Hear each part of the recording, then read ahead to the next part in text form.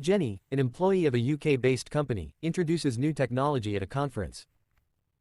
Thanks to technological advancements, digital items can now be wirelessly sent into the real world.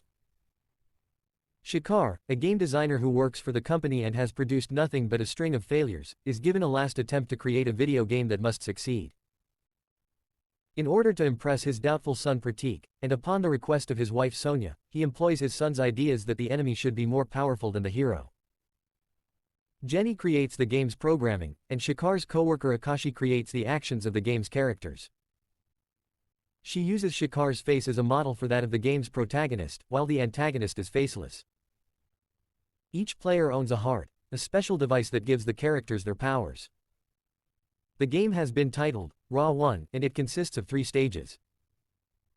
If the player has their heart attached, they can only be killed in the 3rd level using a unique gun that can only hold a single bullet. Akashi finds abnormalities in the game while testing but chooses to ignore them. When the game is finally launched, it receives applause from the crowd, and Pratik is so excited that he insists on playing it immediately.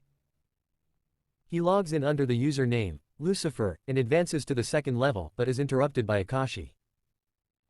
Since he can't finish his turn with Lucifer and is upset that a player has already reached advanced level, Ra.One decides that Lucifer will die.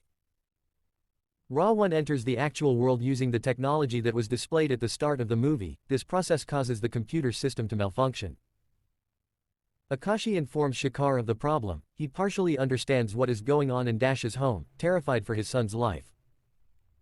Ra.One, in the meantime, murders Akashi and takes on his form.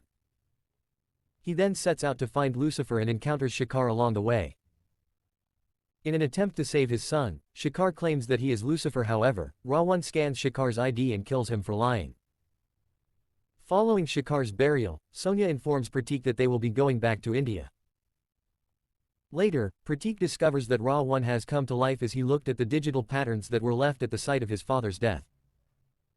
He and Jenny try to revive G1 in the same way that they revived Ra.One. Ra.One follows the family on their way to the airport, but G1 enters the real world through Jenny's computer and triggers a gas explosion that temporarily demolishes Ra.One. G1 takes Ra.One's heart, and accompanies the family to India. G1 assures Sonia that he will keep Pratik safe.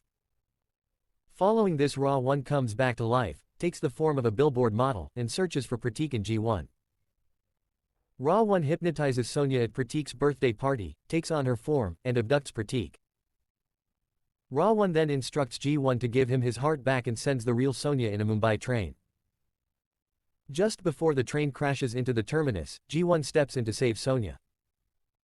He comes back to rescue Pratik and consequently resumes the game, with Pratik directing him. Following several battles, both characters advance to the 3rd level.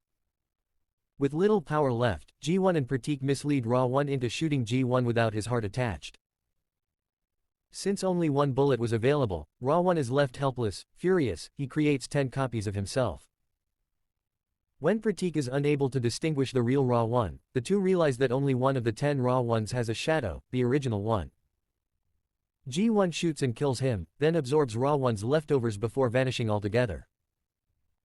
A few months later, Pratik and Sonia go back to London, where the former of the game is able to bring G1 back to the real world.